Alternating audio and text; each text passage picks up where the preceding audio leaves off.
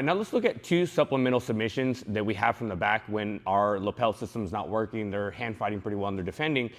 We want to make sure that we can go to more of a transitional type. So if I have Mr. Brown's back here,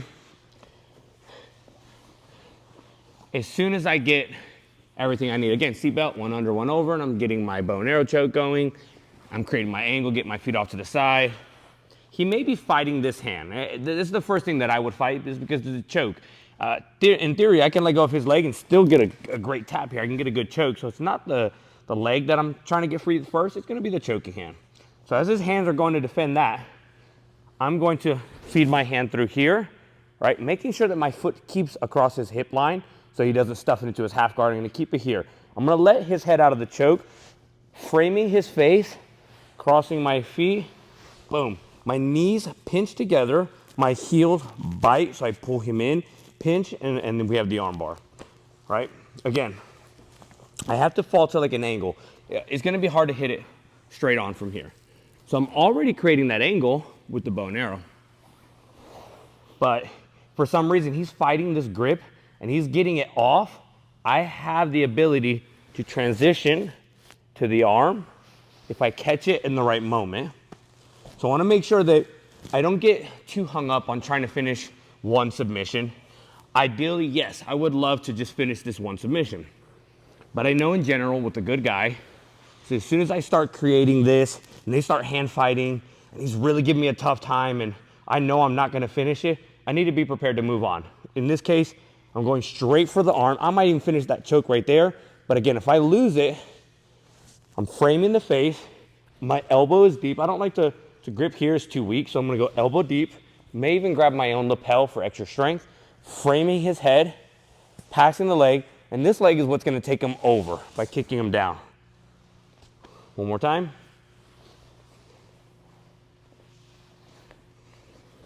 Seat belt, get all my chokes started, create my angle, but he starts fighting, can hook the arm early, frame the face, pass the leg. Now, this has to curl back, is what takes him off back to his back.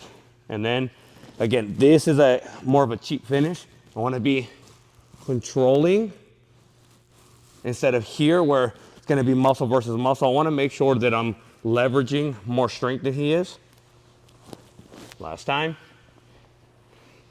Remember, this works best on the angle. So we can't just go too soon. Create a good angle.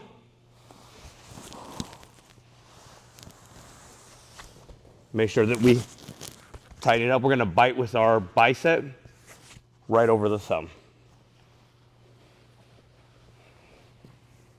Now let's look at arm bars. A really good option, but triangle is also there. In a gi, I would always opt in for using the gi first. So I'm gonna, again, go for these submissions first.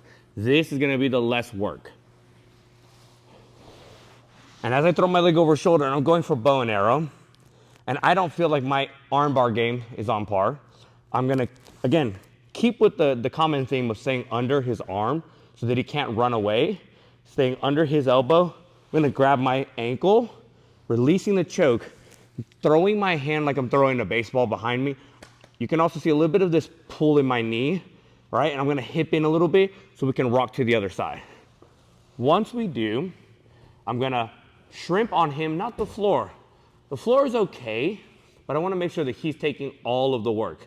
So I'm gonna put on him, I'm gonna push him down as I pull my heel to his armpit, and then I'm gonna lock down my triangle. Now, you can get a choke from here. Sometimes the angle is off because of the gap between my calf and my hamstring is right where it needs to be on the carotid artery. So there's not a good enough choke. I would need to create a little bit better of an angle.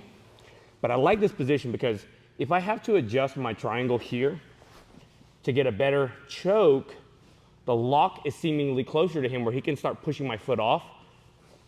But if I make sure to stay in lines with our spine, heels to his armpit, the lock now comes behind his leg and he tries to reach it one more time. It's almost impossible.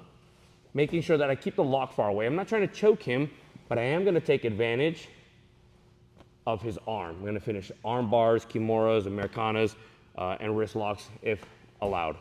One more time. So again, I'm always gonna start with the gi choke. If I'm in a gi, I'm gonna use it appropriately. As I get my angle and I throw my leg over, I'm going for bow and arrow, and it's not working. Staying with the theme of staying under his arm, grabbing my shin, transitioning to the other side, making him carry my weight by pushing off of him as I scoot back, pulling my heel to his armpit, lacing the triangle, and I put my leg behind his back. Again, if it's here, he can start to mess with it and get rid of it. So I'm gonna tuck it behind his back.